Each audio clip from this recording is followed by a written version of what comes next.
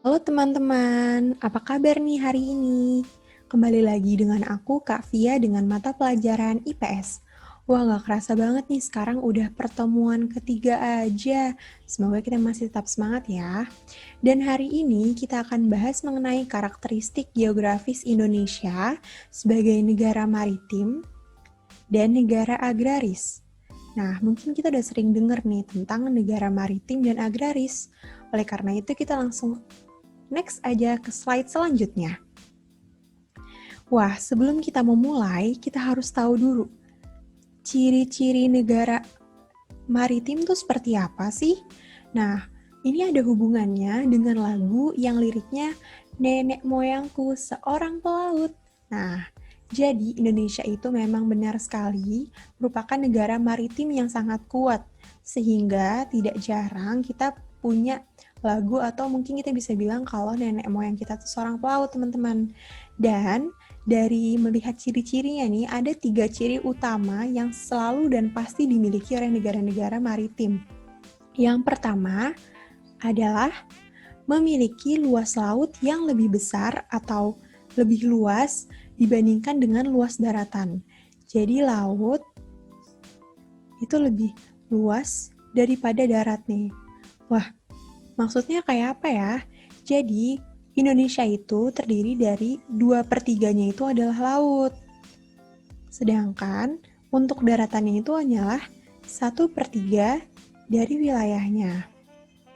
Wah, bisa kebayang ya, lautnya itu jauh lebih besar daripada daratannya. Selanjutnya, ciri-ciri yang kedua adalah terdiri atas pulau-pulau. Jadi selain lautnya itu lebih luas dibandingkan daratannya, sebuah negara maritim itu biasanya memiliki pulau-pulau yang sangat banyak. Pulau-pulaunya itu bisa mencapai ribuan, teman-teman. Jadi kalau negara tersebut tidak memiliki pulau-pulau, tidak bisa dikategorikan sebagai negara maritim. Selanjutnya adalah yang ketiga, penduduknya memanfaatkan sumber daya kelautan. Nah, ini sesuai dengan kondisi geografis mereka. Karena tinggal di wilayah dekat laut, dekat pantai, nah makanya mereka memanfaatkan sumber daya kelautan mereka. Ini sudah kita bahas di materi sebelumnya. Misalkan mereka banyak menjadi nelayan, kemudian menjadi petani garam, dan lain sebagainya yang memanfaatkan sumber daya dari laut. Nah, perlu dihafal ya teman-teman, 3 ciri dari negara maritim. Selanjutnya, kita akan masuk ke negara agraris. Wah, kira-kira apa saja ya karakteristiknya atau ciri-cirinya?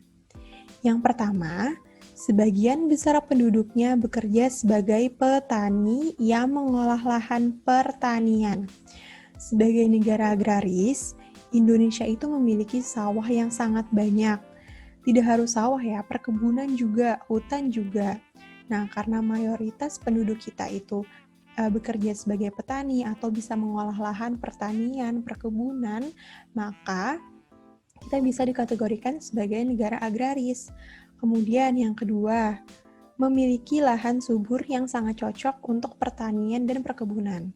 Ini sebenarnya merujuk kepada ciri-ciri yang pertama, karena untuk menanam padi, kemudian untuk melakukan aktivitas pertanian dan perkebunan itu kan harus memiliki lahan yang subur. Jadi biasanya negara-negara agraris itu memang tanahnya subur untuk ditanami tanaman. Ciri yang ketiga adalah memiliki banyak sekali gunung berapi yang masih aktif. Nah, kenapa bisa berhubungan dengan negara agraris? Karena gunung berapi saat meletus menghasilkan tanah vulkanik. Nah, tanah vulkanik ini sangat baik untuk menanam tanaman gitu. Jadi, abu-abu dari sisa letusan Gunung Merapi tersebut nantinya setelah melalui proses dalam sekian waktu akan menjadi tanah vulkanik yang sangat bagus untuk ditanami. Nah, selanjutnya setelah kita mengetahui ciri-ciri dari negara maritim dan negara agraris, kita akan lihat nih contoh biar kalian terbayang.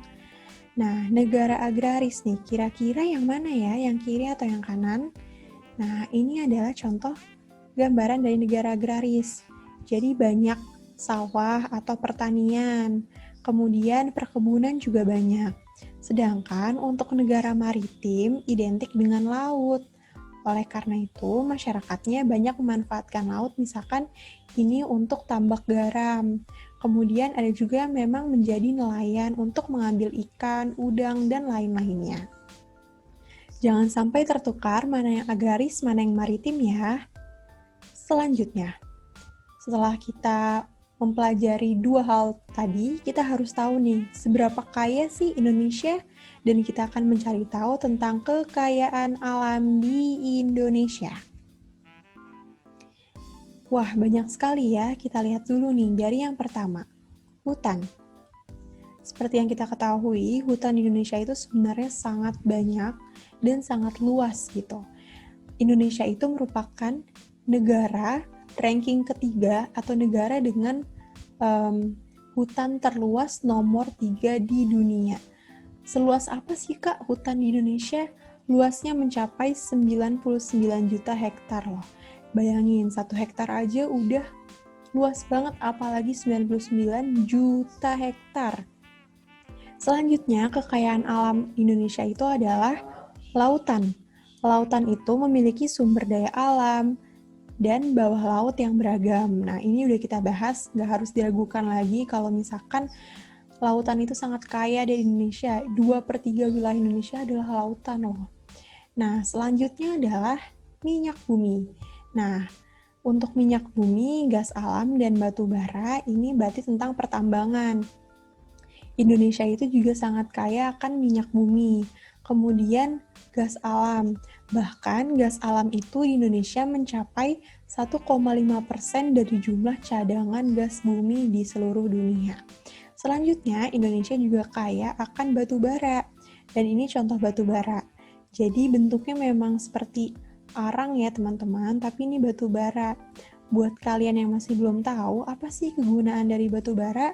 Batu bara itu misalkan salah satu penggunaannya dapat digunakan sebagai bahan bakar pembangkit listrik. Kalau misalkan untuk gas alam, ini bisa untuk memasak dan lain sebagainya. Dan minyak bumi macam-macam ya olahannya. Selanjutnya, kita akan bahas mengenai kenampakan alam dan buatan. Apa sih kenampakan alam dan buatan? Kenampakan alam adalah sesuatu yang ada di alam dan merupakan hasil dari peristiwa alam dan bukan hasil dari aktivitas yang dibuat oleh manusia. Itu tadi arti dari kenampakan alam. Sedangkan kenampakan buatan itu adalah sebaliknya, di mana merupakan hasil dari aktivitas manusia dan bukan karena peristiwa alam. Nah, jadi jangan sampai tertukar ya. Kenampakan alam berarti alami dari alamnya, kemudian kalau kenampakan buatan karena manusia. Kita lihat yuk contohnya. Nah, ada yang alami, ada yang non-alami atau buatan. Nah, untuk yang alami, itu contohnya gunung. Banyak sekali di Indonesia ada Gunung Semeru, Gunung Berapi, Gunung Merapi, Gunung Slamet. Banyak sekali gunung-gunung. Kemudian pegunungan. Pegunungan adalah deretan dari gunung-gunung yang berdekatan. Kemudian dataran tinggi. Ini juga di Indonesia sangat banyak. Misalkan contoh yang paling sering kita dengar misalkan dataran tinggi Dieng. Kemudian sungai. Wah, sungai di Indonesia juga sangat banyak ya. Ada Sungai Musi, Sungai Bengawan Solo, Sungai Ciliwung, dan lain sebagainya. Dan yang terakhir adalah danau. Nah, untuk danau ini bisa bermacam-macam nih penafsiran kita.